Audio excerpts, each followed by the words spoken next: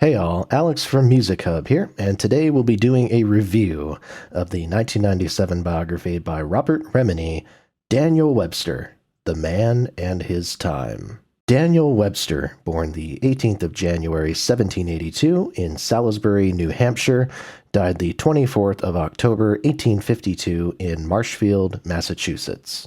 And no, let's get this out of the way, he's not the guy from the dictionary.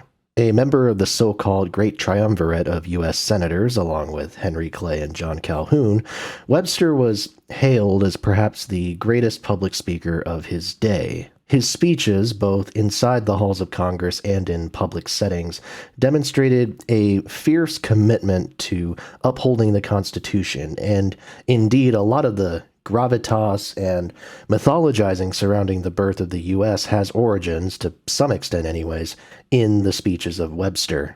He also served as Secretary of State on a couple of occasions. However, like Clay and Calhoun, his attempts to run for the presidency were unsuccessful, to put it mildly. This book was written by Robert Vincent Remini, born the 17th of July 1921 in the Bronx, died the 28th of March 2013 in Evanston, Illinois. Remini was a history professor who specialized in bringing early 19th century American politics to a popular audience. His most famous work was a 3-volume biography on Andrew Jackson that has evoked praise and also controversy over the years. Many people have described it as being too praise-heavy towards its subject.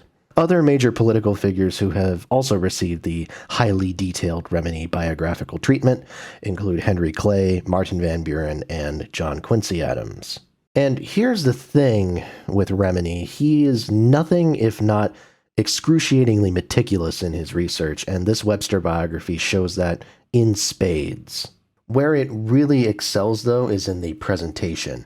Remini is a superb storyteller, and he only assumes that the reader has mild familiarity with early 19th century politics, so he doesn't talk down to you, but he also doesn't move too fast for the average person either.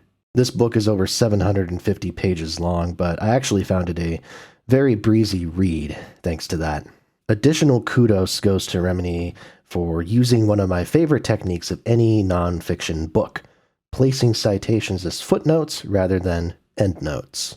Now, your mileage may vary. I find that to be an incredibly effective tool for presenting research and elaborating on it without steering the narrative off into wild tangents, and I adore that Remini uses this here. Love it. As for Webster himself, nowadays he's probably the least notable member of the Great Triumvirate. Clay was their most successful member, and Calhoun is remembered for his pro-slavery views and his controversies more than anything else. This book makes a good case as to why Webster has been a bit forgotten about too. He was sort of a man born after his time, someone with the worldview of a founding father, of a federalist, as it were, who flourished in the first age of true partisan American politics. He was a bit of a relic of sorts, a mythmaker and orator who actually struggled a lot when it came to his own career. His presidential campaigns made Clay's and Calhoun seem rosy and perfect in comparison. I'm not exaggerating when I say that they were disastrous. And his alcoholism and massive ego made him a lot of enemies over his career. Even the praise of no less of an authority than Abraham Lincoln hasn't prevented him from falling into some level of obscurity over the years.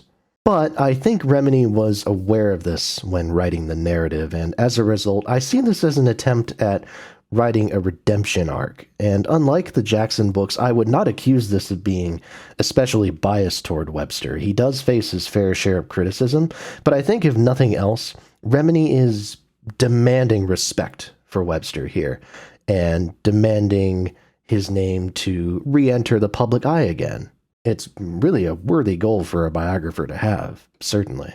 So yeah, I think this book is fantastic and structured incredibly well and with a lot of clarity. And at the same time, if you know hardly anything about the man, I will leave it to you to decide whether you want to tackle this or if you maybe want to tackle a smaller volume on Webster first. Either way, get to this eventually. It's terrific. And that's it. I really hope you enjoyed this video. Please make sure to like, comment, and subscribe.